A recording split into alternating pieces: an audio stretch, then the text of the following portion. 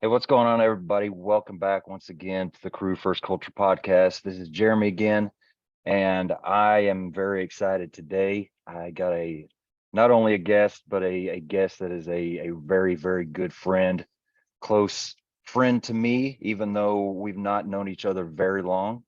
But today I've got my friend Marc Maikoski with me. How are you doing, Marc? I'm doing phenomenal. Awesome. So I asked you to spell it for me before we started because I always get it wrong, but you are a captain at Alpharetta Fire Department in Georgia. Is that right? I get it right? Yeah, that's correct. Alpharetta Gotcha. is about 25 minutes north of Atlanta, just a smaller, uh, probably a little bit more affluent suburb, but we still run our fair share of fire calls. So, Perfect.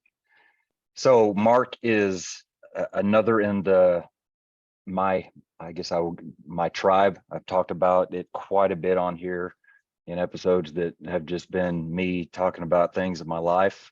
The guys with the TRT, the Tactical Resiliency Training, that's where I first met him, and he has definitely become a good friend, good brother. And I'm really excited to let him share a little bit about his story, a little bit about his life, whatever we get into. So thank you for joining me. This is Marc's first podcast, he said. So gonna introduce him to the world of podcasting and see where that goes. But I'm excited.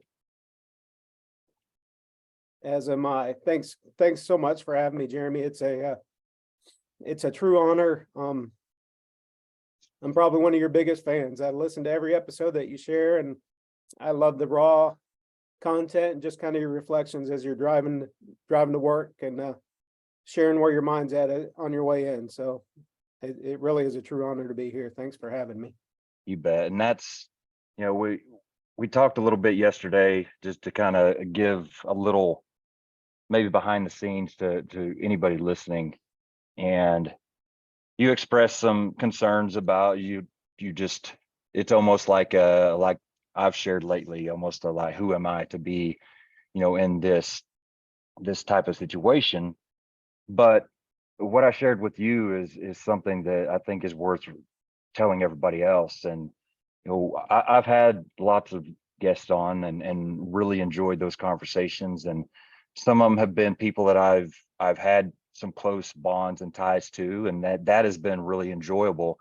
But there's also been some people that I didn't know and I didn't have that connection with. And it was more of just a sterile conversation, just surface stuff. And I don't get anything out of that anymore. I don't get fed by that. And I don't feel like there's a lot to that for anybody else. And so for me, I feel like the purpose of this podcast is really heading towards getting into some real conversation and some vulnerable, transparent conversations with people that have great value, and especially people that maybe haven't had the chance to share that. And so that's honestly why I really wanted to get with you and get you on here. So that being said, just kind of, I honestly I don't think I've ever really done this as far as this format, but if you don't mind, just kind of give us a little insight onto maybe childhood, early kid, things like that, just a little bit about where you came from. All right. Well, that's a very good place to start because I'm a true believer in that who we are is a sum of all of our experiences and in our journey along the way. So that's kind of who makes it what makes us who we are. So I was born in Kalamazoo, Michigan, Yeah. early 70s. So my parents were not to get too far back, but my parents met, they were in the marching band together, and that's where they met. So my mom was a 70s hippie and my dad was a Marine in Okinawa. So typical 70s story Yeah. that goes. And they met up and eventually got married. And I'm second oldest of 10 kids. So I'm from a Wow. big family. And that to me is probably one of the things that has shaped me most as far as being able to adapt and overcome and connect with lot of different personalities and people who they are, and not be judgmental in their beliefs, but just love at a visceral level. So that's kind of where I was. I was kind of a shy kid. I wasn't that kid that grew up wanting to be a firefighter. I didn't look at fire trucks. It wasn't one of those things that was really on my radar as a kid. I loved being out, playing, riding my bikes, building ramps, jumping the bikes off the ramps, riding bikes through mud puddles, Being a boy. being a boy. Had very driven parents. Both of my parents were teachers, so it's kind of in the blood. I've got 2 daughters that are adult children now that are both have teaching degrees as well. So I guess teaching's in the blood. And I just had a pretty cool little childhood growing up. I came across a lot of good friends. Once again, being from a big family and being able to adapt and overcome, I had a lot of different friend groups. It's not like I just hung out with one group. It's not like I played sports in high school. I played football. I wrestled. I did all that other kind of stuff, but my passion was weightlifting and that kind of stuff. So it's not like I just hung out with the jocks or the punks or the emo kids or whatever. It's like I had different friend groups, and just depending on where I was that day was where I was. So Yeah. So you said 10 kids. So brothers, sisters, how does that I've play got out? 7 sisters and Good grief. 2 brothers. So I'm well versed in the world of females and how to deal with them. The toilet seat stayed down in my house. Yeah, that's awesome. So I understand the whole, being a part of the big family definitely kind of gears your mind to being open to different viewpoints and different, all of that. It's funny because our youngest daughter just kind of had a conversation with me about that just a week or so ago with our family. We've got 8 kids total. It's a blended family, so those get big really quick, easily. But that's what she was saying is honestly, I guess what she was saying is that's why she's so tough, is she grew up with so many boys, and it's definitely made her a little bit different personalities than most of the girly girls that she hangs out with. So that's funny. But Yeah, go ahead. so like you said, it makes the world bigger. We probably Yeah. had more stray people in our house growing up than we had stray pets, with all the friends and hanging Yeah. out. Everybody Yeah. called my mom, and it was just a real family loving type environment. So everybody was accepted and everybody was welcomed. We probably really embraced the island of the misfit toys concept. So Did you live in Kalamazoo basically your entire childhood, or? I graduated from high school, and then when I turned 19, took my first time getting on a plane, my first flight, out to Utah, and was there for a couple weeks, and then flew to South America, and I did a 2-year missionary service in South America in Chile. And that was, once again, another one of those transformative moments for me that helped, number one, love the aspect of serving my fellow man and woman, and just losing myself in the service of others. So kind of, I guess, tell me what led to that. Is that something that you were interested in previous to that for a while, or is it something that just kind of fell in your lap, or how did that come about? It's something that our church does. So I grew up a member of the Church of Jesus Christ of Latter-day Saints, and commonly known as the Mormons. So the guys with the white shirts and the black name tags and all that other kind of stuff. And I mean, I was a Boy Scout. I got my Eagle Scout when I was 13. Well, probably my mom got my Eagle Scout when I was 13, but we want to give true credit where it's due. And then it just came time to serve, and it was a very, very pivotal time in my life when, typically around that age of 19, 20, that's kind of the party years for a lot of people. And that was a time that I was able to choose to go and serve. it's not that I picked to serve in South America. I was kind of assigned there, and went to Chile and found my second home. Really connected with the people there, the Chilean people, and I've got some very, very close friends that I consider family.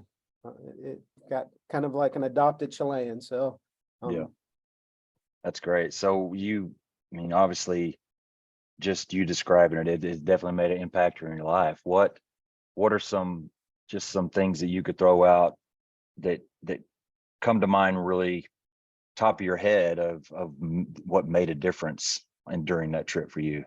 I think the biggest thing, like I said, I grew up was born and raised in Kalamazoo, so my world was very, very small. Yeah.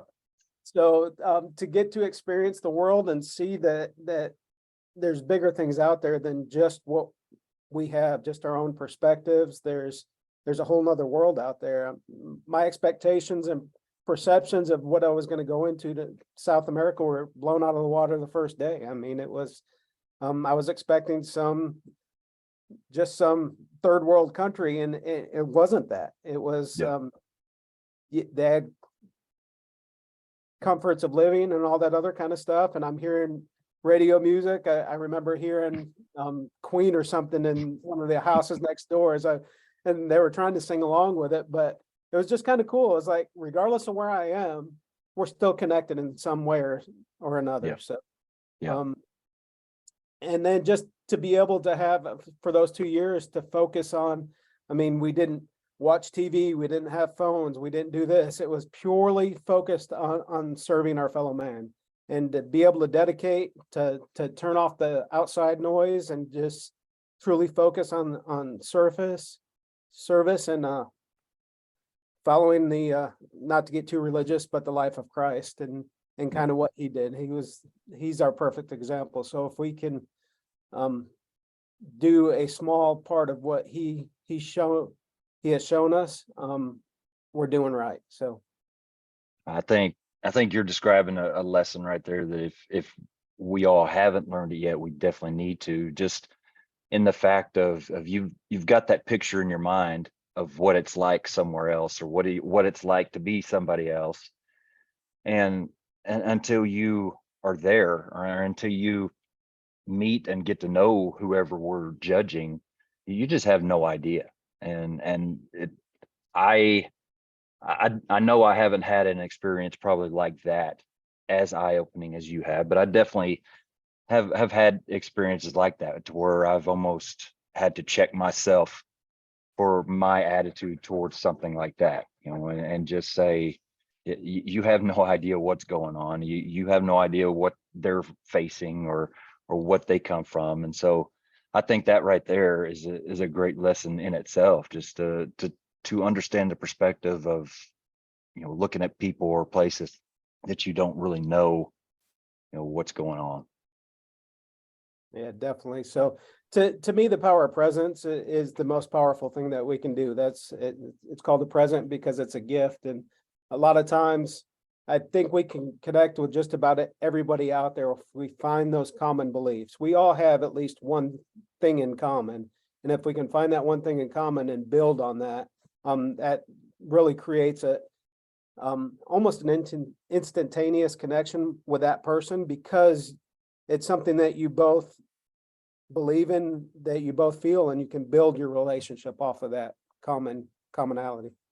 Did you find that it just having different backgrounds, different cultural aspects about your life and the lives that they were living, was that at first, or maybe continuous, was that a struggle to overcome, or did that come fairly easy I to think make the connection, I guess, between I each think the other? language barrier was kind of a hindrance, but it was also kind of a blessing as well, because you didn't have the words and you couldn't really communicate. So you had to communicate on a different level other than using words and talking. Probably after about 3 or 4 months, I could understand Spanish pretty good. And then after about 6-8 months, I was able to be pretty fluent, and I'm kind of a chameleon. So if I go hang out in the backwoods of Tennessee for a month. I'm gonna come back talking like I've been in the backwoods of Tennessee. So I'm kind of a chameleon. I adjust to my surroundings, and that was kind of a blessing. I mean, especially it's a cool tool to have running calls, to be able to show up on the scene of somebody whose native language is Spanish, and to kind of listen, because I don't necessarily look the look, but to be able Oh to yeah. listen to what's going on around in the Spanish language, Yeah. unfiltered and raw. And then if it's a serious thing, I can start speaking Spanish, and then their eyes get like super big, like, oh crap, what did we say? And all this other kind of stuff. But that's the immediate reaction. But immediately the secondary reaction is they feel comfortable because I am talking their language. I'm Yeah. speaking to them. It's something that they are comfortable. So it They're helps. being heard. Yeah. Right, exactly. So Yeah. That's great. That's something that I've always, it's just one of those things where I want so badly to be fluent in Spanish, but I just haven't put the effort and the time into it. And I'm sure there's lots of people out there, but I do agree that there are lots of moments where it would have definitely been helpful on scene for sure. So that's pretty cool to be able to not only learn some life lessons but to bring skills back that you are still using today. So you are 19, 20, 21-ish at the end of this. So where did that kind of leave you when you were done with that stint? so I returned from South America, and then went out to school, to college in Idaho. At the time, it was called Rick's College. It was a private university. Saw an EMT class and kind of signed up for it. Thought this might be something cool. Took the EMT class and thought, yeah, I can do something like this. This is right up my alley. And then pretty quickly after that, they had a pretty in-depth paramedic program at the time. And that's where I think my love of teaching started, because as you progress through that paramedic program, you become a lab assistant to help teach the students the year or two behind you. So you're actually helping teach labs and teaching them skills and all that other kind of stuff. And I think that's kind of where my love for instructing and being in front of a classroom and sharing my own personal experiences with others kind of developed. But yeah, that was out in Idaho. And that's actually where I met my wife. We're next week, almost a week and a half. It'll be our 28th wedding anniversary. So my That's first and only wife. So I'm kind of an anomaly in yeah. the first responder realm. Has not been all rainbows and unicorns by no stretch of the imagination. It's definitely been a work in progress. So, and then she was from the Atlanta area. She was from Georgia. And our paramedic program, we did internships. So my first internship I did at Grady Hospital in downtown Atlanta. And that was kind of my first baptism by fire, so to speak, into the world of EMS. And So is that something that just once you got to that point, you just knew this is something I'm interested in. This is something that I'm here to do. I mean, or was it something that it kind of like, oh crap, what did I get myself into? actually it was something that I felt like it's my calling in life. Who the Lord calls, the Lord qualifies. So I was once again at that human connectivity level. It wasn't the medicine side of things. It was just being there for people at their being there for them on their worst days, and to be able to there and support them. I think some of my most precious times in the back of the ambulance aren't the times that I've been able to give medications or help somebody medically, but just after all the work's done, holding their hand on the way to the hospital and just hearing their journey and what they're going through and kind of connecting with them.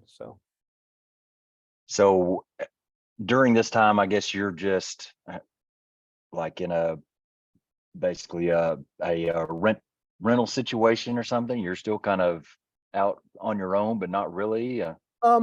At this time, around the internship time, that's about the time when my wife and I got married. So Okay. her family was in the Atlanta area, so we stayed with her folks for about 6 months.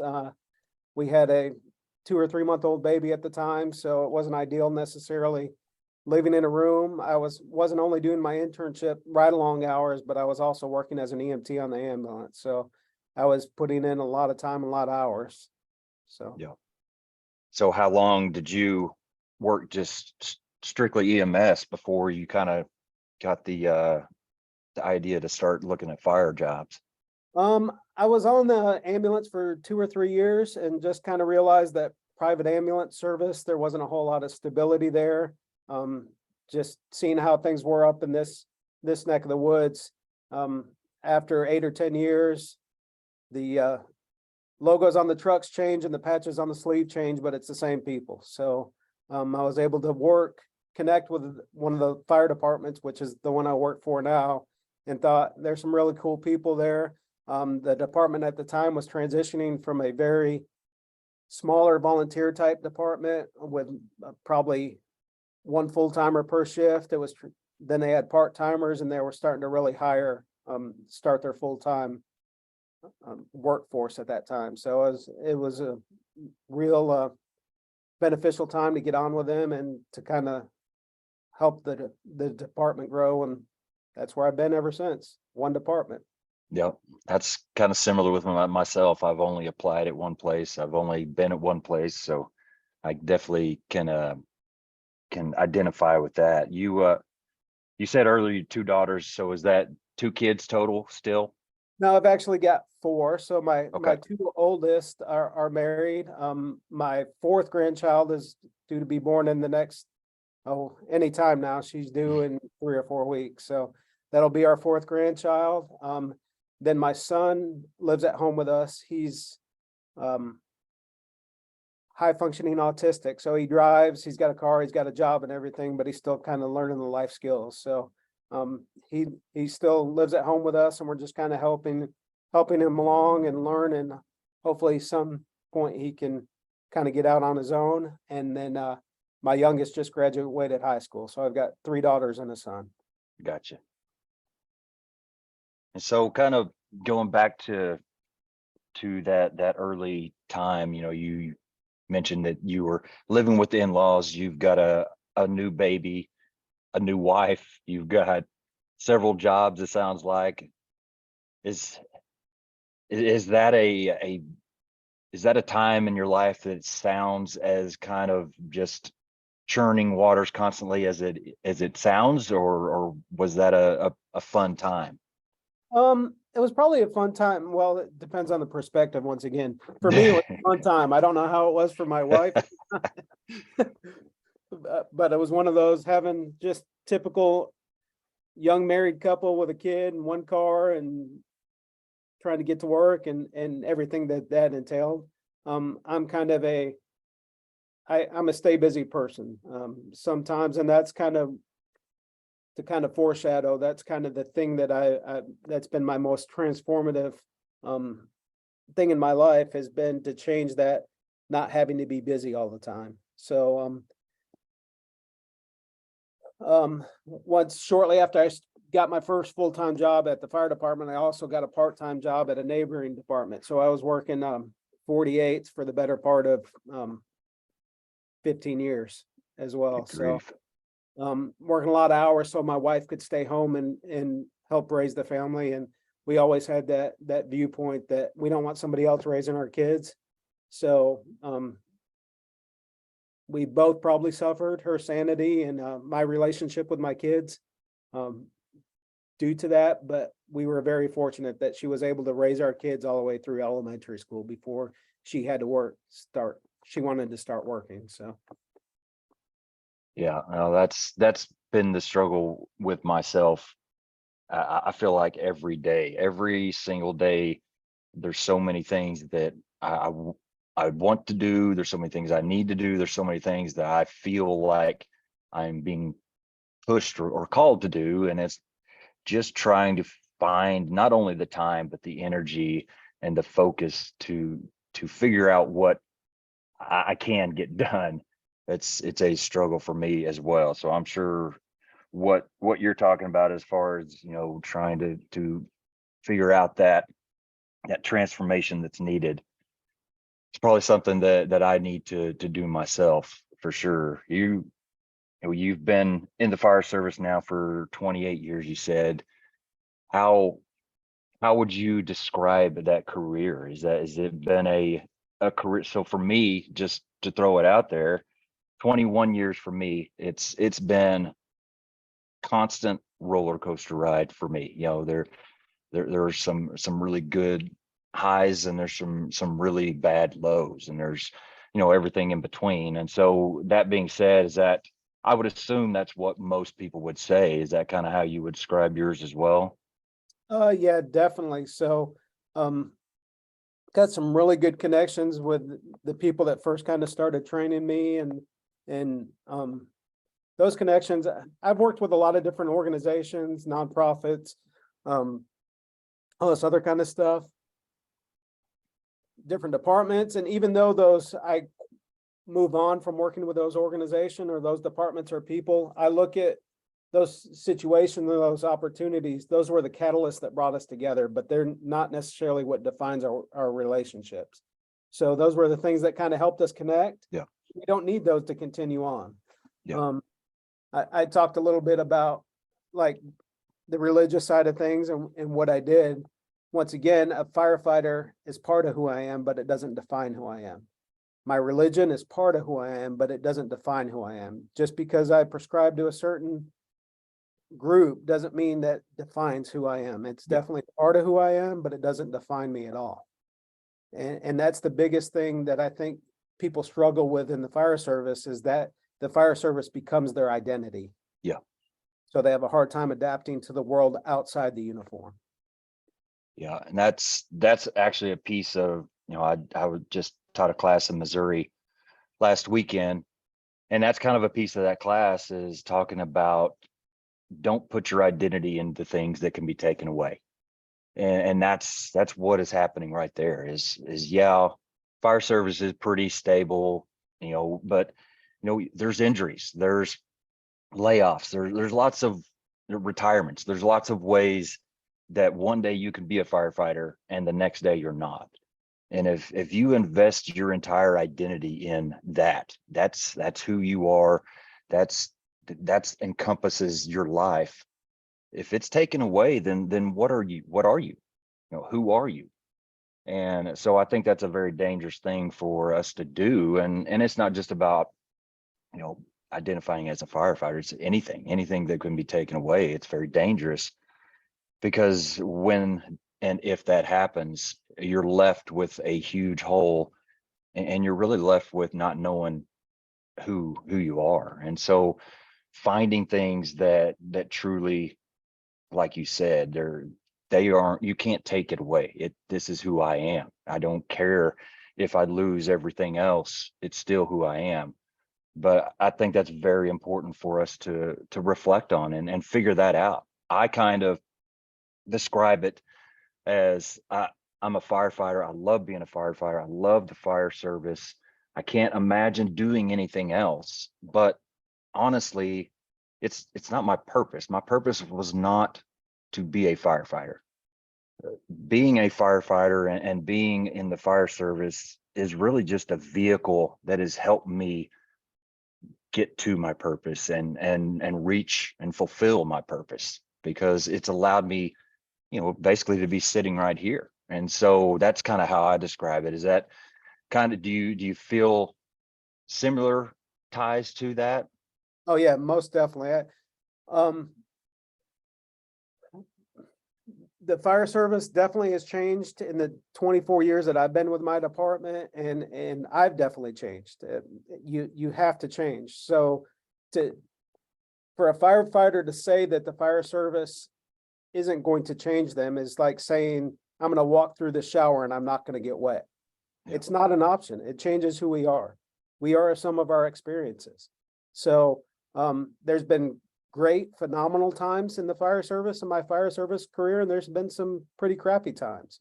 The bond that we form with our brothers and sisters in the fire service is second to none. I mean, they become our families. And I've witnessed some of my brothers and sisters go through some pretty trying times. And me personally, I've gone through them as well. Luckily, I haven't had to deal with some of the things they have. I don't drink, I don't smoke, I don't have any addictions or anything like that. As far as substances, we've all got our addictions, be it what they are. So regardless if you drink a lot of alcohol or you play a lot of video games, that becomes an addiction, that kind of stuff.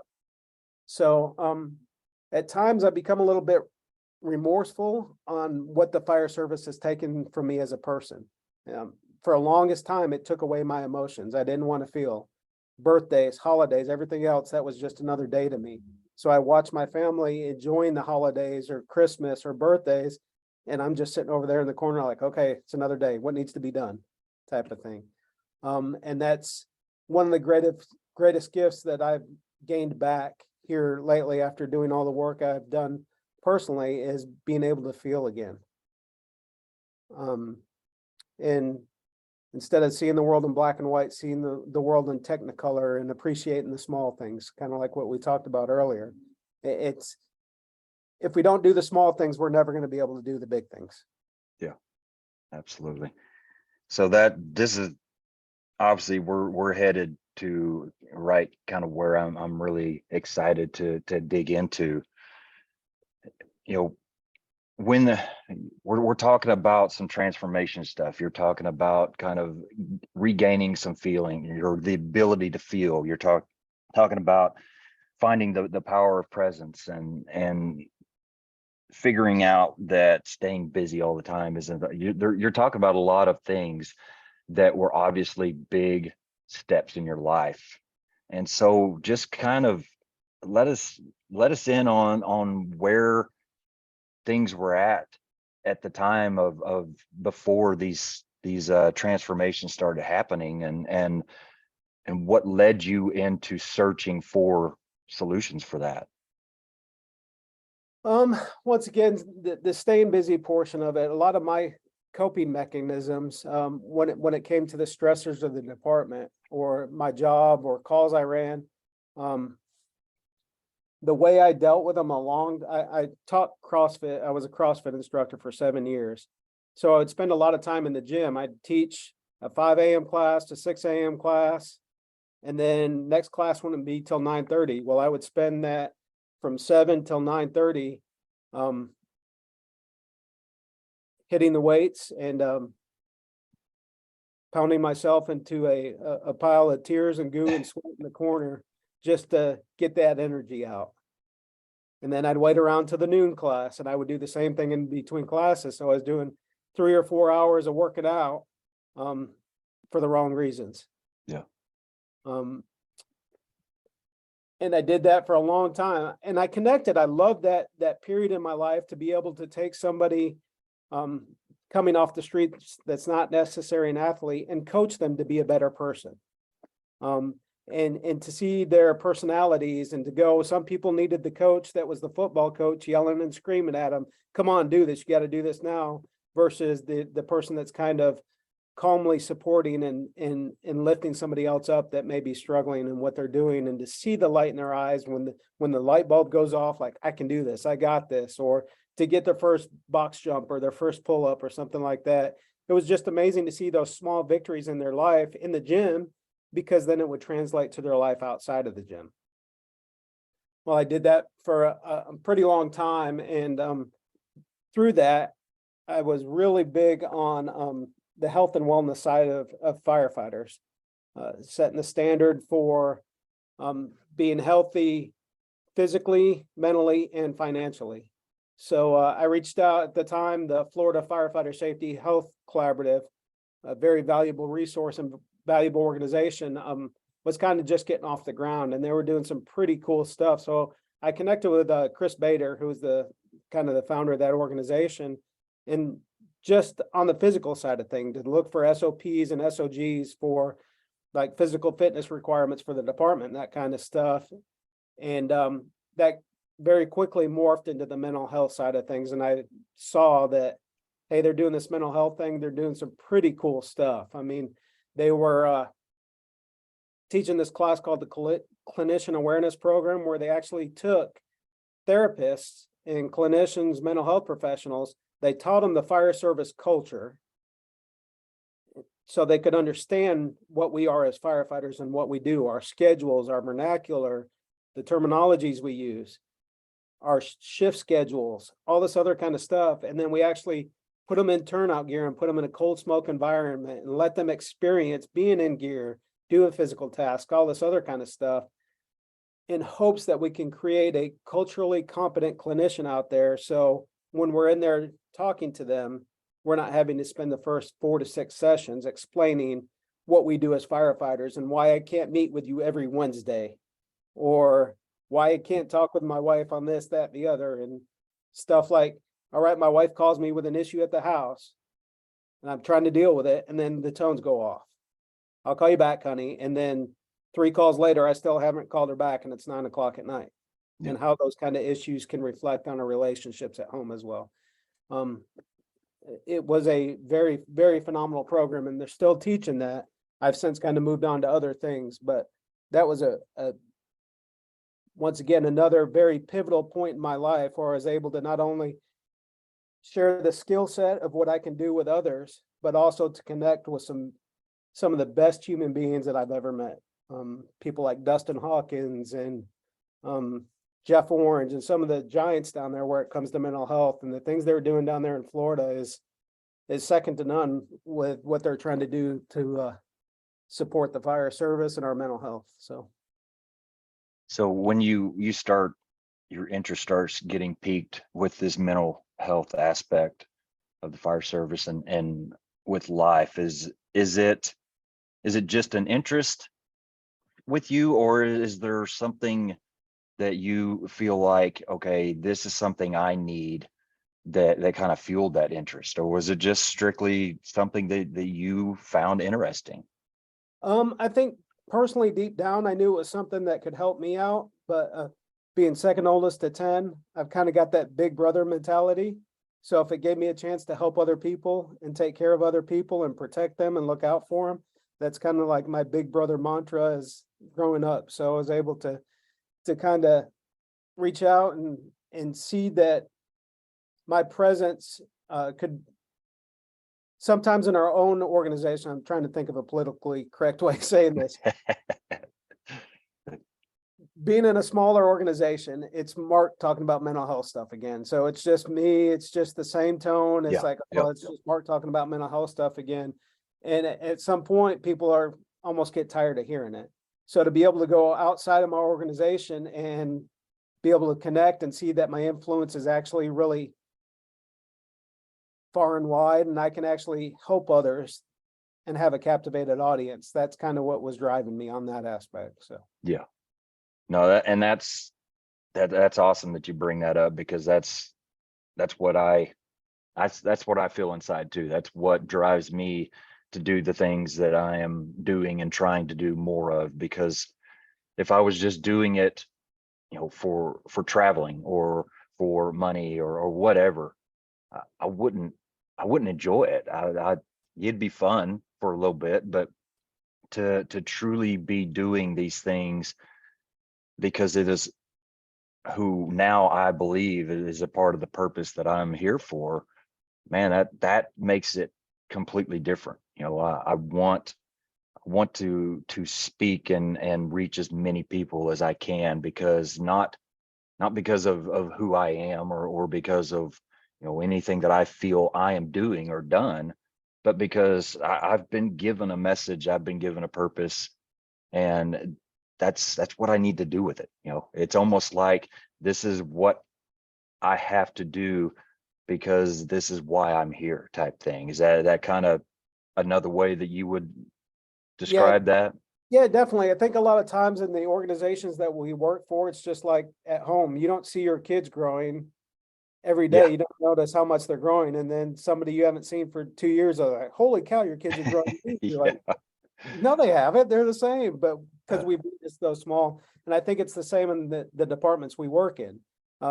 People get their perceptions of us from the time that we're rookies or we come on the job, and they get those preconceived notions. So if you work at somebody at a station early on in your career and you don't work at the same station with them 15, 20 years down the road, they still see you as that rookie at that point at that time. So their perception of you is purely based on that interaction 10, 15 years ago, and doesn't necessarily reflect on that person who you are now and the things that you're doing, and the things that you've learned, the things that you've been involved in.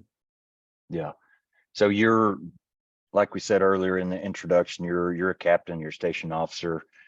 How has that been? How long have you been a captain, I guess, first in that role? Going on 17, 18 years as a captain. Oh, wow. Okay. So what would you describe that journey as far as, since you've got quite a bit of experience in that role? I've kind of been really, really fortunate where my driver at the station, he's been with me probably the majority of his career. He came on 6 or 7 years after me, and we kind of got him as a firefighter, and we've been able to mold him.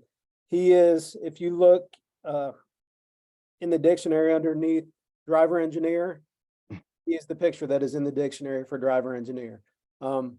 He's very well versed. He's a mentor as well. He teaches the hydraulics classes, the calculations, the engineer stuff.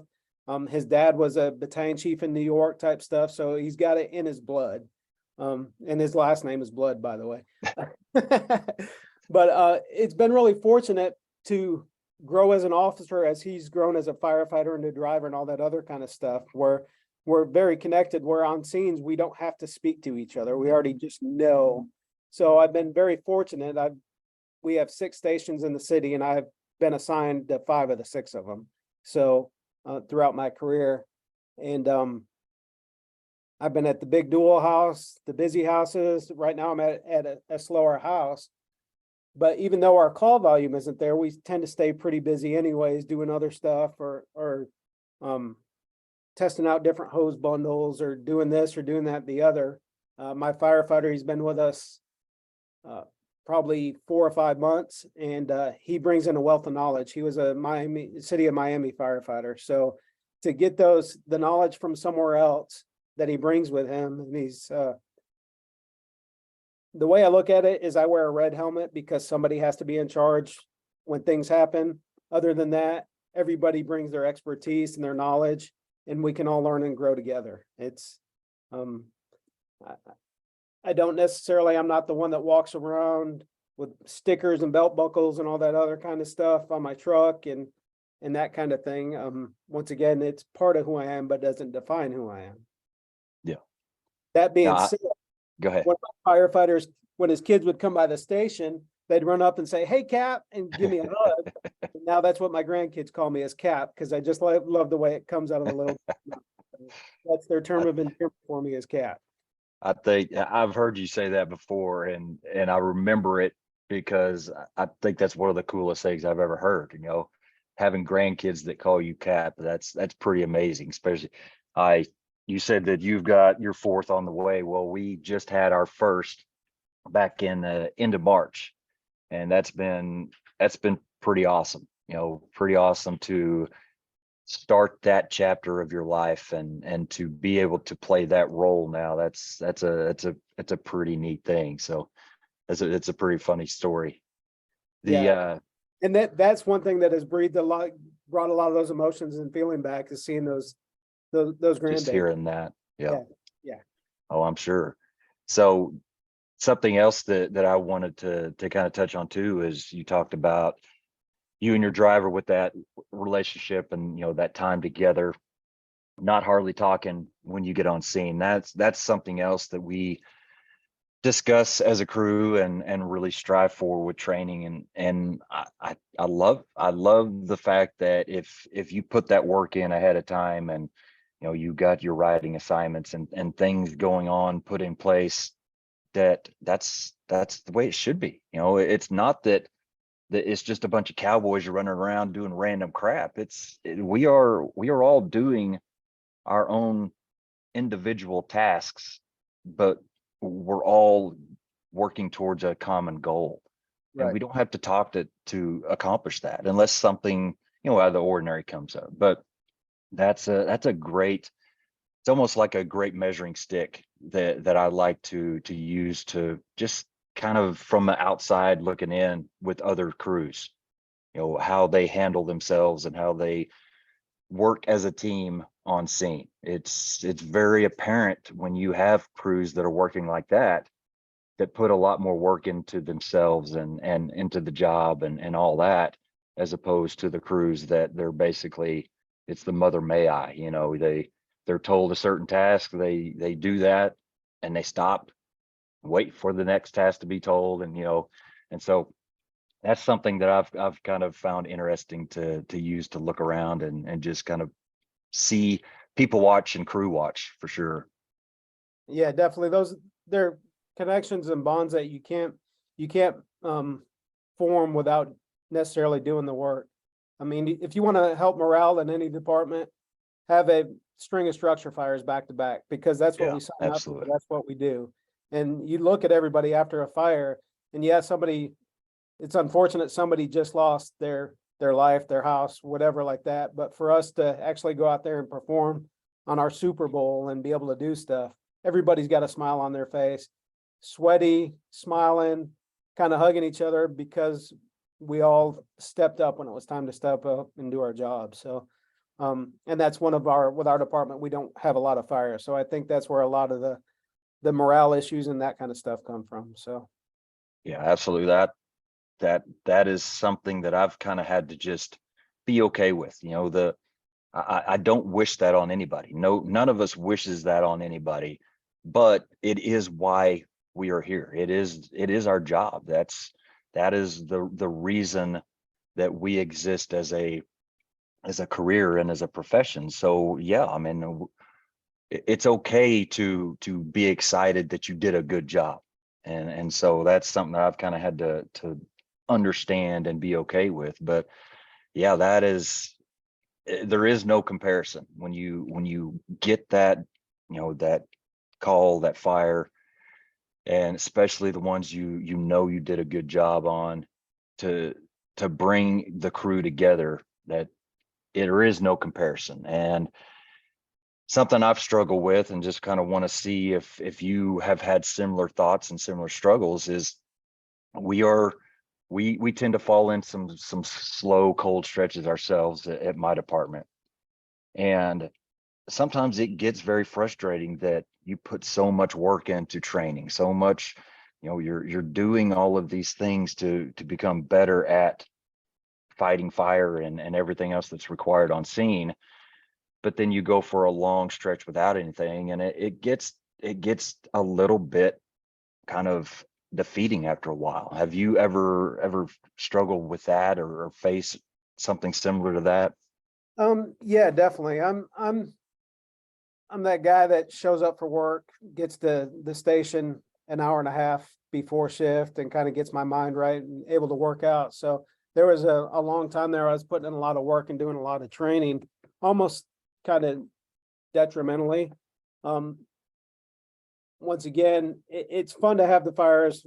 I've got the crew that gets on the truck, and we like to beat people into their first due and be that crew and that kind of stuff. So they know when a fire bangs out, we're coming. So you better get on your horse and go. And it kind of helps kind of elevate the performance of everybody else when that happens. That being said, it's probably been 2.5, 3 years since I've been on an interior attack. In that 2.5, 3 years, I'm a paramedic as well. And I've had much more impact. I've never had a grab in a fire, but I've been very fortunate to have quite a few cardiac arrest saves due to the work of my crew. I mean, it's in the Lord's hands. We all know that. But if we're trained and we're ready to perform and we're ready to do what we've been trained to do, we can be a tool in his hands. And probably one of our most recent ones was my friend Nicole. And I say she's my friend because we've hung out and I met their family and her kids, which is the coolest thing in the world to me. She was working out at the gym, Orange Theory Fitness, bent over, went into cardiac arrest. The trainers at the gym shocked her and everything. And then we arrived and we shocked her and brought her back. And 2 weeks later, she's home with her family. And to be able to meet her kids and that kind of stuff. And now she's a huge proponent for CPR. She works with American Heart. She goes around, shares her journey and her story. And just to see things like that happen, where I feel fortunate to have been there I'm no believer in circumstances. Things happen for a reason. Yeah. And to be able to connect with patients and show the human side of things. I think also often we show up, we run the call, and then we move on to the next one. Yeah. In my organization, we're very community oriented. So I've been very fortunate to connect with quite a few patients and to just kind of see them, how their lives progress after our interactions and how they're still around to see the next child born or to see their daughter get married. That's what it's all about. That's really what it's all about. And that's kind of what I use as a motivation. I think all too often as firefighters, we're all about the adrenaline, go after things, but we can impact people just by showing that kid the fire truck in the parking lot. Yeah. So it's in my mindset now, it's appreciating the small things, the little things. My thing right now, I sit on the front pad and I watch the sun come up and listen to the birds before the tones go off in the morning. And that just kind of gets my mind right to realize there's a bigger world around me. And it's not just what's going on in the station, just what's going on in the department, just what's going on in the fire service. Yeah, that's great. That leads right back to kind of what you talked about, the power of presence. And I think that's what I want to get into right now, is just kind of the realization of that playing out in your life. What brought that transition, that transformation for you, the realizing the power of presence and what it took to get to where you are now from where you were? I think mentally, I just got to a place, somebody that's really well versed in peer support and really well recognized, told me something. He said, you can never rob somebody of their rock bottom. So if we never allow somebody to get to their lowest, we're always going to enable them before they hit there. A lot of times we hear the saying, God's never going to push us or give us something that we can't handle. And I disagree with that. I think God puts us in situations that we can't handle, so those around us can help us out of those areas. So there are things that we cannot handle by ourselves. I 100% believe in that. And that provides opportunities for those around us to kind of serve and lift us up. So if we are dealing with a friend, a family member, or whatever, that is constantly, if they didn't have bad luck, they wouldn't have no luck at all. When bad things happen, if we bail them out every time, they're never going to learn how to do it themselves. Doesn't mean that we have to desert them, but we hear it all the time. If you're struggling, reach out. And it's up for us to be aware of what's going on around us. That if we see somebody struggling, or if their name is impressed upon our heart or on our minds, that we need to reach out to them. We need to pay attention to what's going on around us. It's not for them to reach out, it's for us to reach in. I think I'm sitting here writing this down before I forget it, because I'm terrible memory wise. Man, I love all of that you just said.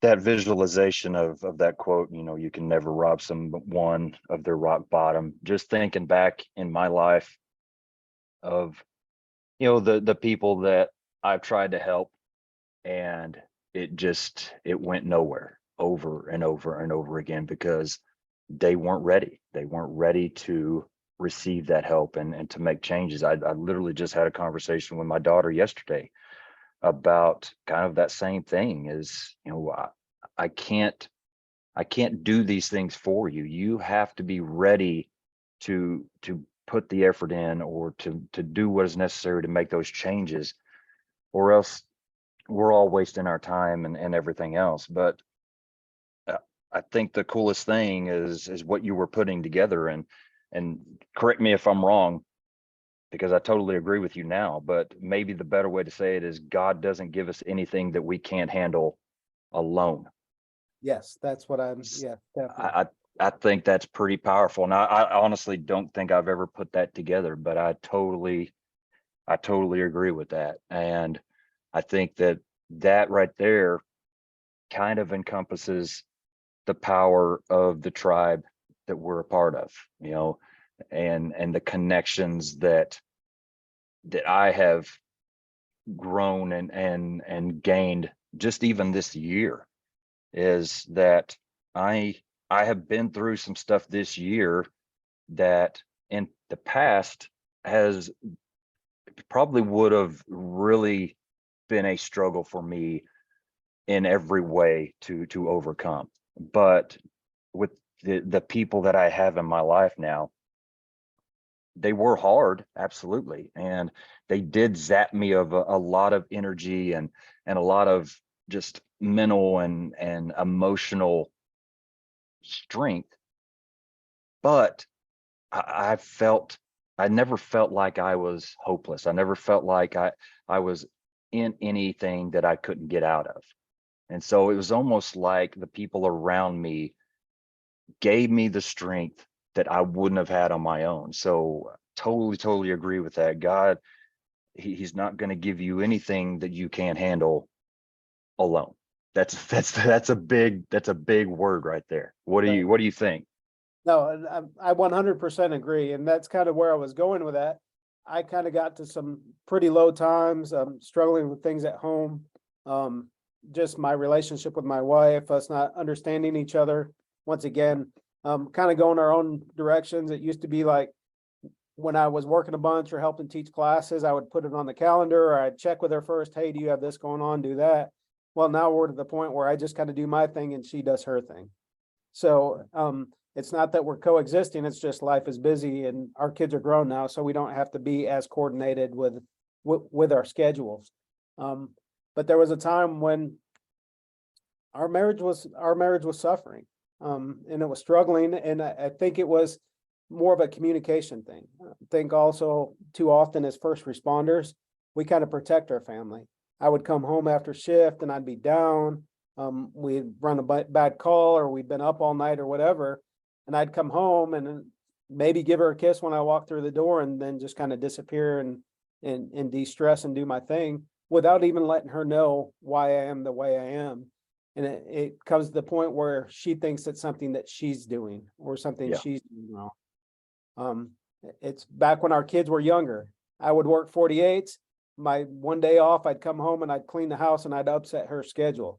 So she was like, I don't like it when you're home because we've got a schedule with the kids and you come in and you upset the apple cart. I would be frustrated because I'd come home and she'd be busy with the kids. So I'd try to help by cleaning up the house and doing that. And then her perspective was, well, I'm not a good wife because I can't keep the house clean. So my husband comes home, cleans the house. Well, I'd go back on shift for 48 hours, come back, the house is a mess again. So my whole existence at home was just trying to clean up the mess at home, when it was doing total opposite of what I thought I was doing. So, Yeah. So Yeah, I and think go ahead. I think transparency is a big thing. So we don't share a lot of times with our family members or our spouses kind of the calls we run. They don't need to know the nitty gritty. We can give them the Disney version versus the HBO version. But if they understand that we ran a bad call, and that got to be kind of our communication thing, is she'd be like, bad shift or busy shift. And then she would know kind of where my mindset was. Yeah. That's very important, I think, for everybody to kind of find that vocabulary that speaks to both of, especially if you have a spouse that isn't in any kind of medical field at all. They don't really understand that. You talked about the clinician thing, to where they're getting to know firefighters and that culture and all that. I think it's similar with our spouses. If they aren't familiar with the roles and the responsibilities and the things that we deal with, then it's not fair to expect them to know, and it's not fair to expect them to be able to provide the support or whatever it is that we need, because they just don't understand that. And if we're not putting in a little bit of work to maybe clear some of that up, it's definitely something that we need to take responsibility for sure. Yeah, and that's kind of like where her understanding came here recently. we decided we've done things together like 5Ks, 10Ks. We did a half marathon together. My wife and I, and we did 75 hard together. Andrew Frisella's program, 75 hard, where you do 5 or 6 tasks a day for 75 days straight. And if you don't do one of those tasks, you have to start over at day 1. And one of those things was read 10 pages in a book. And she got some firefighter book or whatever. I don't know why she picked it, but she read it, and that was her 10 pages of reading a day. And she actually read in there him talking about how a call affected him. And he went kind of in depth on the call. And she said, have you been on calls like this, seen this kind of stuff? Now, we've been married 26, 27 years when she's asking me this. Yeah. So you can tell where I dropped the ball. Yeah. I was like, yeah. She said, you've never even talked about it. I was like, no, you don't need to know that kind of stuff. She said, yeah, I kind of do, because if you're having a hard call or you having a rough patch, I need to be there to help you and support you. And it was really eye-opening to me. And then coincidentally, she's a bus driver. So I was on shift and I get a phone call from her and she's in tears. Well, as she was dropping the kids off, she went around this car 2 or 3 times in her route. And then somebody flagged her down and said, there's somebody in that car, and some guy had passed away in the car. And she called me. She said, I saw my first dead body. How do I get over it? Yeah. Then she had a level of understanding of sometimes the hard calls we have to get over and what we have to do to cope. And I just kind of told her, all right, you just have to, in your mind, say, all right, what did I do next? What did I do next? What did I do next? If it's put the bus in park, put the bus in drive, I made a right turn, I did that. That kind of gets our mind progressing past those events, and we can kind of move on, take that first step out of that trying time. So Yeah, that's something that, man, it's so easy to really it's not even forgetting. It's just not even having an ounce of space in our mind that what we deal with is so far from the norm that normal people don't ever see. And the things like that, if you were telling me that was you, and we're both firefighters, obviously spend a lot of time on a job, it wouldn't be that big of a story. You know what I mean? Right. It's just this is what happened, and then we were moving on to the next thing. But you could tell, just you telling that story, it was a truly impactful moment of her life. And I'm sure that was probably eye-opening for you as well, to see how that, if you're viewing you in that driver's seat, how you would have thought about it, but to see her reaction to it was probably pretty eye-opening. Right. And those are the conversations we have to have. A lot of times we're fixers, first responders, firefighters, we're fixers. So if we're having a discussion of something a family member or spouse is going through, it's good to start that conversation with, do you want me to fix it or do you want me to feel it? Because a lot of times they're just venting. They're preventing the levy. The pop-off valve is blowing off right now, and they just want to share. They don't want us to fix or provide solutions. They just want us to feel what they were saying. Yeah, for sure. That's a very good, almost like an opening question, just to figure out where to start, is that right there.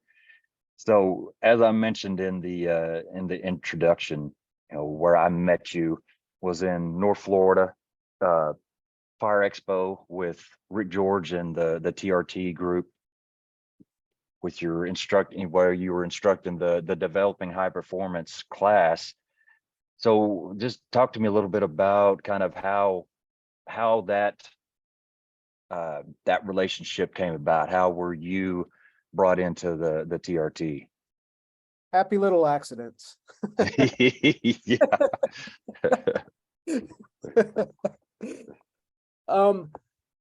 We had a time in our department, so we had this thing called the doghouse drill. So it was kind of a tunnel, your typical SCBA, darked out, everything, going in and doing things. So we were having some people that were having some mass confidence issues.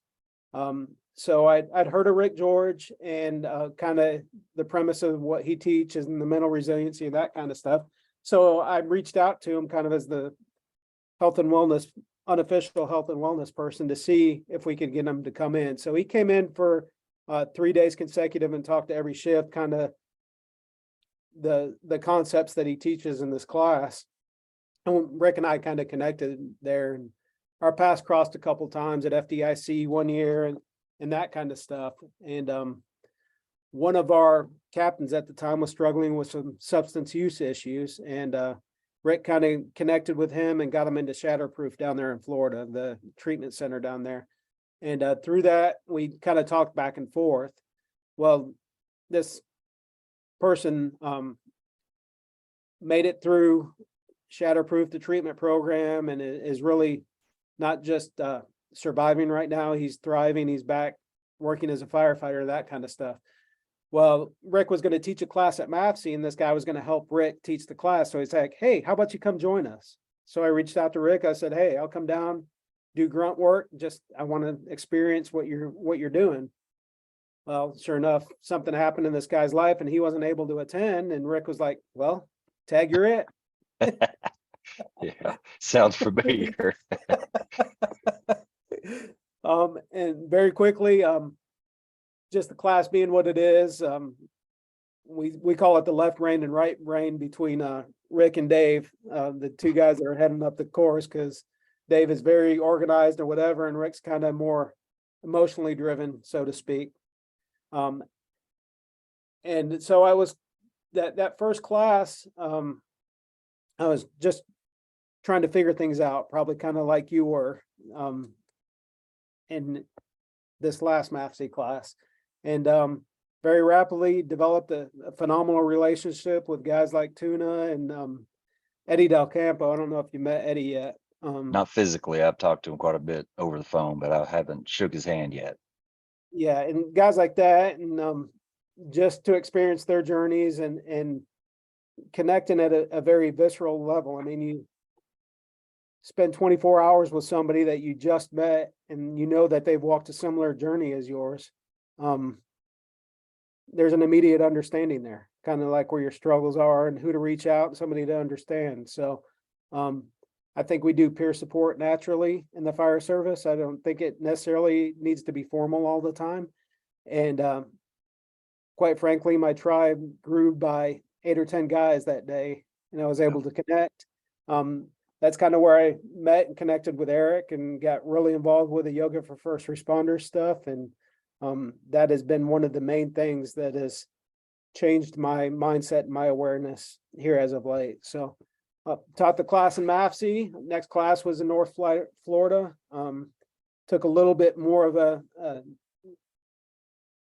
teacher role and was able to actually instruct portions of it. And then this last one at MAFC, I finally feel a little bit grounded that I really embrace what is going on in what we're sharing. So yeah, that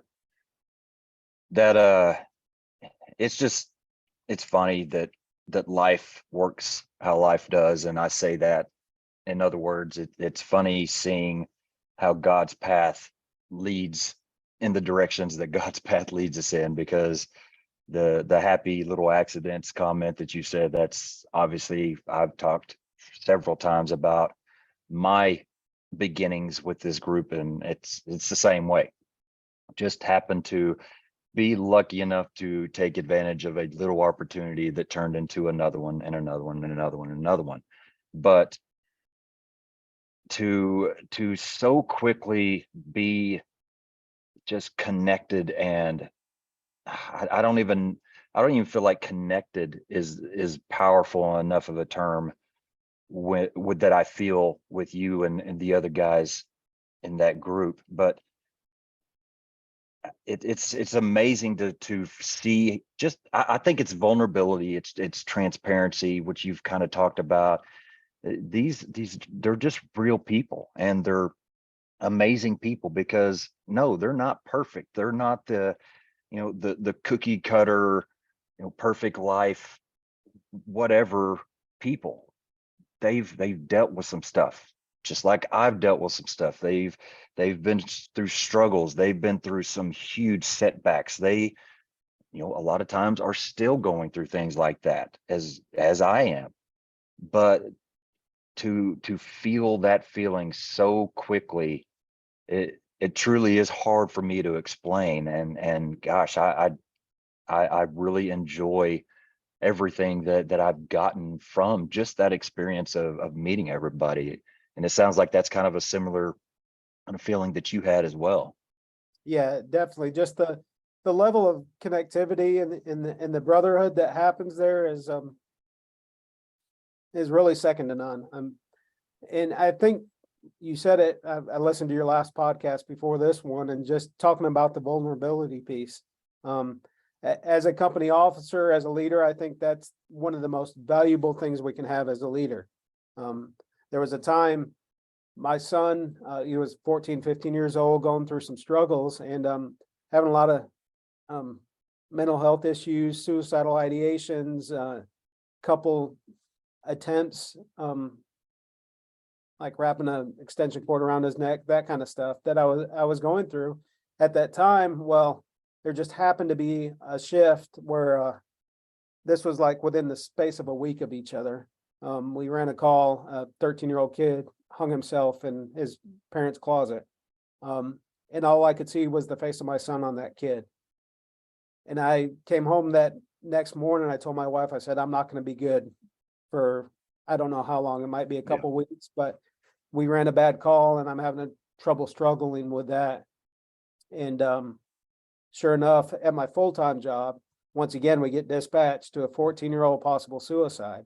And on the way to the call, I told my guys, I was like, look, we're going to handle this call. We're going to do what we need to do, but I may need some time afterwards because this hits too close to home. And just to let them know, even on the way to the call, like, hey, this call may screw me up, that I'm not Superman, and these things affect me. So it's okay if they affect you. Yeah. No, And I that's what think, we find with this group that we're working with. That's everyone's got those experiences. yeah, that's a mindset that I don't see as much now. Maybe it's kind of working itself out through, the changes in generations, but that whole mentality of, well, you're a leader now. You're somebody high up in the chain now. You've got to portray yourself as somebody that, doesn't have struggles or problems. You just deal with everything and move on. And I think, gosh, that's such it's almost a dangerous mindset to have, because you're setting everybody up below you to really fail, because when they do start facing struggles and things that they are having trouble with, they think that, okay, well, so and so above me, I guess they never had this issue, so maybe I'm just by myself, maybe I'm not as strong as my captain or whatever, because I just never saw that. And instead of just truly being a strong person, a strong individual in every way possible, but also having that vulnerability to be a human and be real, that's an amazing gift that we can give the people that we are leading, I think. Yeah, I think people just want to be seen. I know within the past year, I had one of my firefighters show up and you could tell even before shift change that his mind just wasn't right.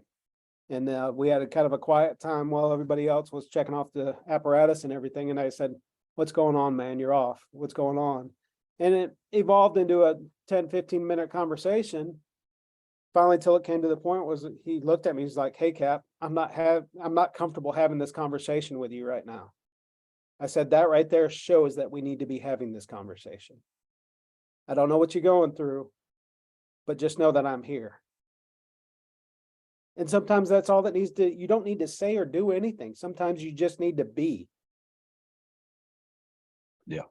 And I think that's what this cadre, this group of instructors is everyone's there. Everyone's, like you said, we're still going through our stuff. It's not like we have hunky-dory life that we're not dealing with problems and situations. We're all dealing with our things. And we know that we've got somebody that all we have to do is pick up the phone. I mean, shoot, just last week, Tuna brought his family all the way up to Georgia to see me because he knew I had a rough spell there. I didn't think I needed it. And quite frankly, I felt uncomfortable because I felt he was sacrificing on my behalf, and we're not very good receivers. Mhm. Yeah, absolutely. But but it meant the world to me to be able to spend time with his wife and his kids and get to know him and just go experience life together. And it means the world to me. It's fuel to my fire. It's just it's awesome. Yeah. That's truly a blessing for sure. And something, now that I've experienced that with you all, I start looking at my relationship or just the connection that I have within my crew. And before I had that with you all, I would say that the connection of my crew was great. It was awesome. And it is.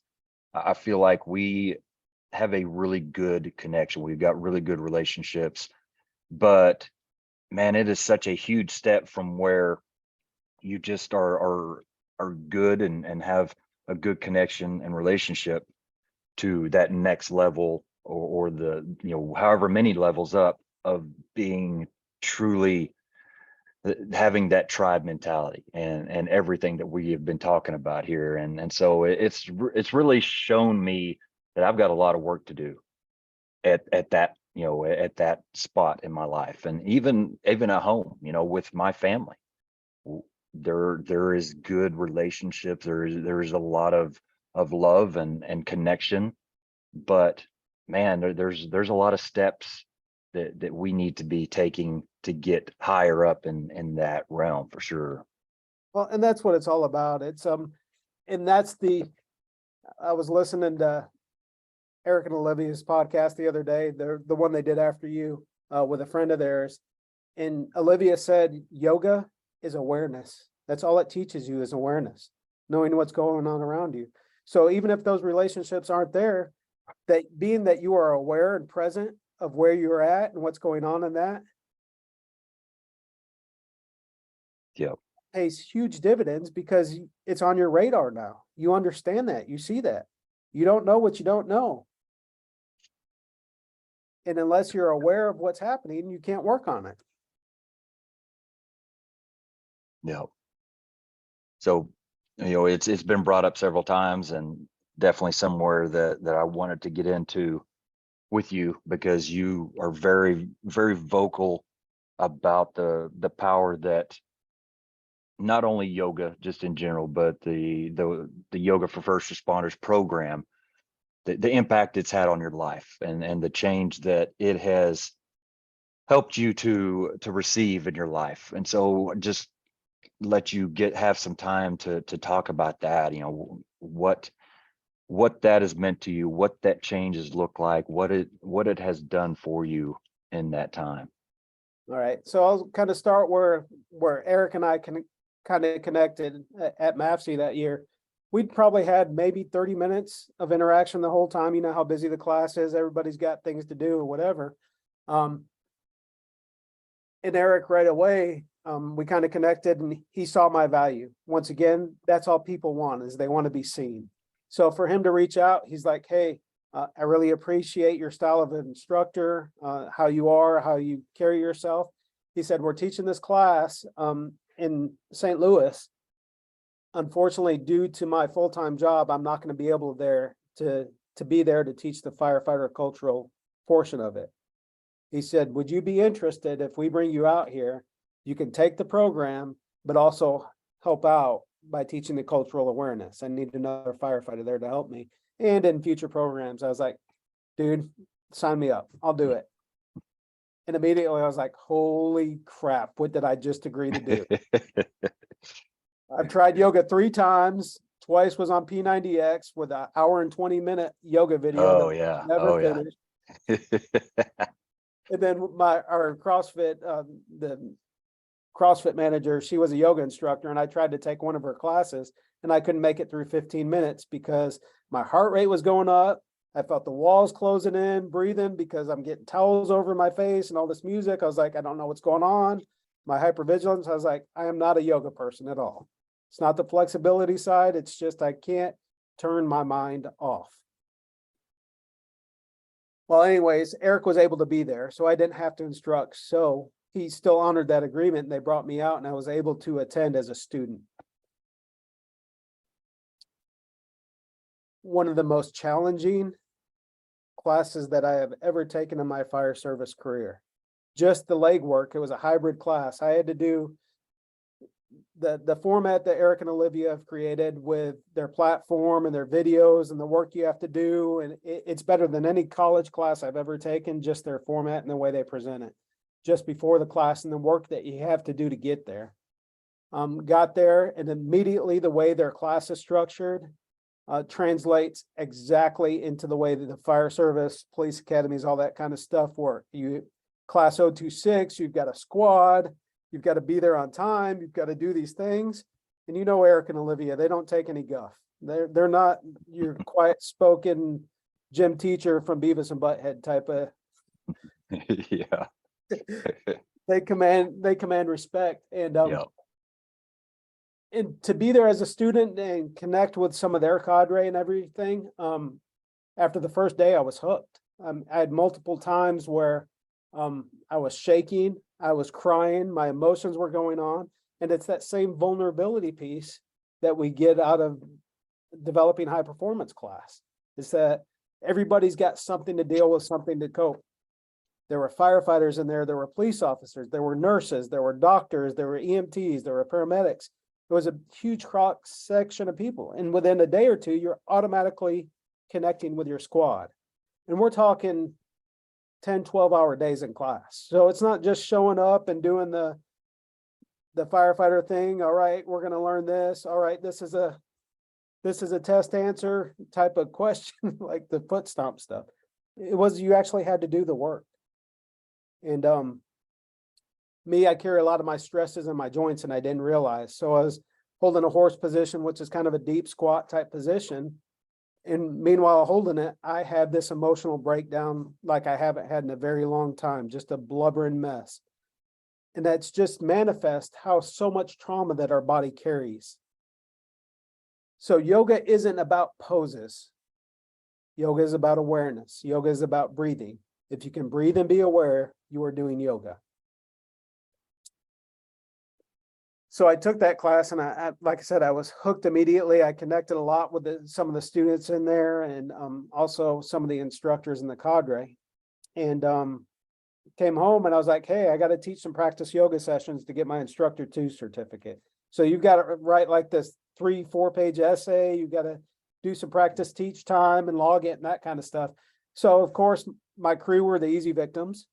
It's like, hey, I took this class, I got to teach.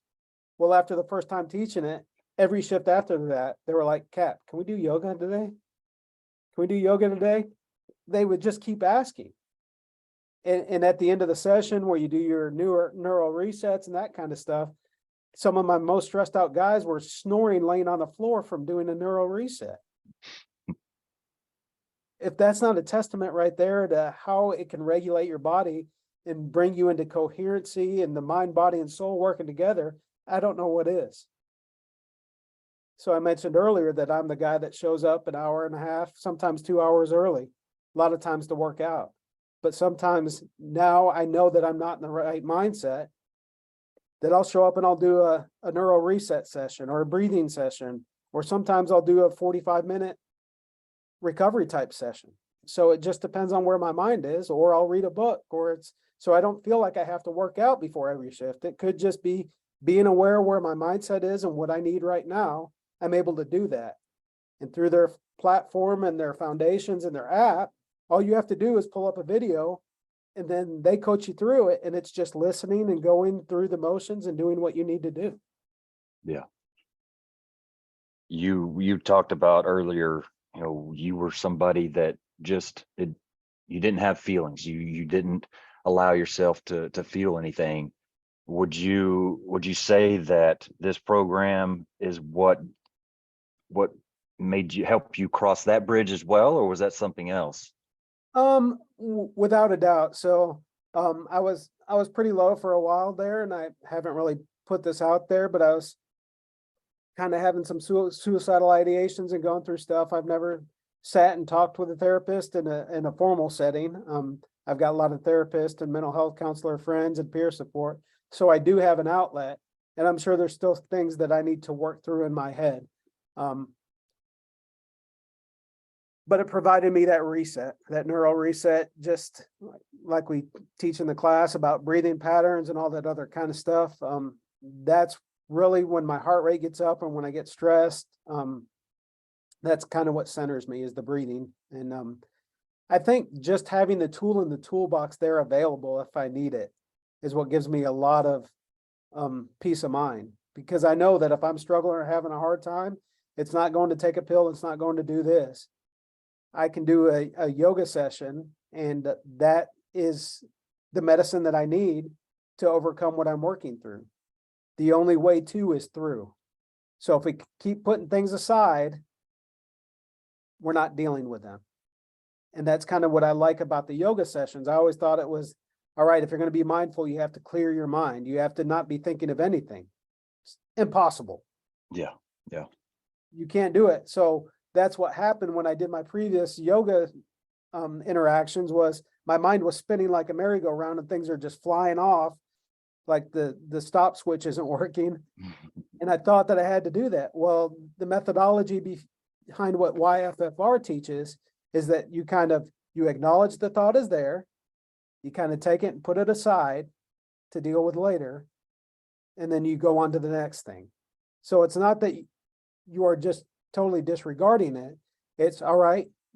That's okay. You're having this issue. We'll work on it later. We're doing something else right now. And to have that mind control, just like a body control, that's where the rubber meets the road. That's the magic. Yeah.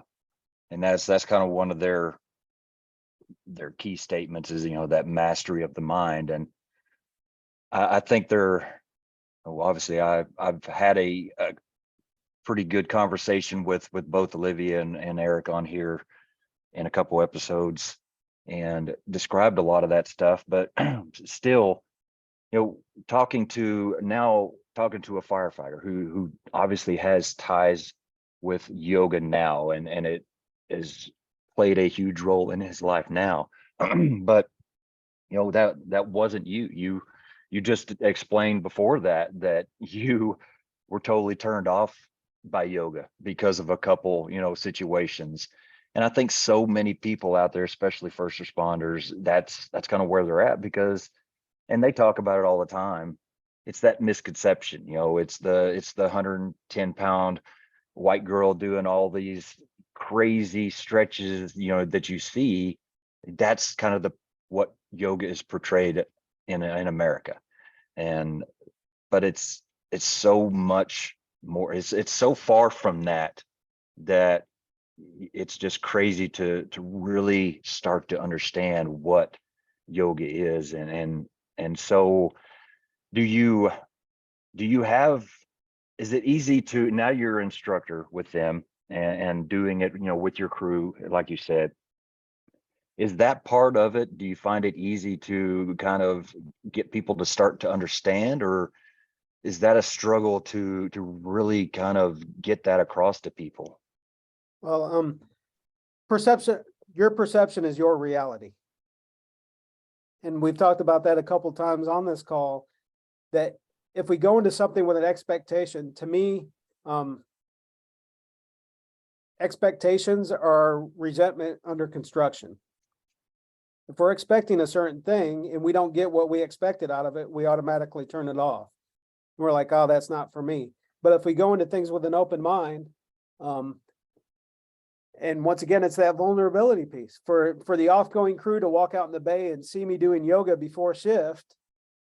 Yeah, there might be a little busting of chops and that kind of stuff, but I don't care because it works for me. I had an experience the other day with my firefighter. He's at the tail end of paramedic school. And he was feeling a little stressed. He's got national registry coming out and practicals and that kind of stuff. I was like, hey man, you want to do a yoga session with me? He's like, yeah, I'd love to. Let's try it. So we did the yoga session, and then we did the Iron Heart neural reset afterwards. That's like my favorite and my go-to, just personally. It works for me. And I went back to my truck out back to get something behind the station. In the meantime, a citizen walked in and was having an active heart attack, having an active MI. And this firefighter was in there by himself. And he was able to go from yoga, that relaxed state, into putting into practice everything he just learned and able to manage it and do a phenomenal job with it. He's like, and he texted me after the day after, he's like, that was awesome. And for him to, after one session, to recognize how beneficial, number one, that it was to him. And number two, for him to ask, hey, is there a video or a recording of the Iron Heart? Because that really helped me. And I want to have that available for when I need it. Yeah. The first step is the hardest. Don't knock something till you try it. That's all there is to it. Yeah. No, I think those are absolutely some of the most powerful times in our lives, are when we put the effort into whatever it is that we feel like our purpose is, and then we see the benefit of it, see the impact that it makes on somebody, see the change it makes on somebody. It's a very powerful moment, and it's a very fulfilling moment. I mean, those are the things that kind of help you push forward and know that you're not only doing exactly what you need to be doing, but you want to do more of it. So I think that's an awesome story that we all want to get to, for sure. Yeah, definitely. It's just, and it can cause stresses at sometimes when you taste a fruit and it's a sweet fruit, you want to share it with somebody else. And when they don't, number one, take it, and number two, appreciate it. Sometimes we take it personally, but everybody's time will come, and we just have to be there once again, be present and be ready when they're ready. Yeah. The whole planting the seeds kind of metaphor, we can't control what happens to that seed. That's on somebody else's timeline. That's on, there's a lot of other factors, but we've got to be responsible for at least planting those seeds, because that's the important part. We are putting it out there, and hopefully over time, in its own time, those seeds will mature into something special. But that's that pretty much the personification of that metaphor right there. It's a great metaphor, because you plant a seed in darkness. You don't plant it in the light. You plant a seed in darkness, and then when it cracks, it gets those little nutrients, that little bit of water, but it's got to crack first. And it gets those waters and nutrients till it pokes out and it sees the sun, and that's when the growth really starts happening. But it's not good growth unless the roots are going down beneath it as well. So very powerful metaphor. Yeah.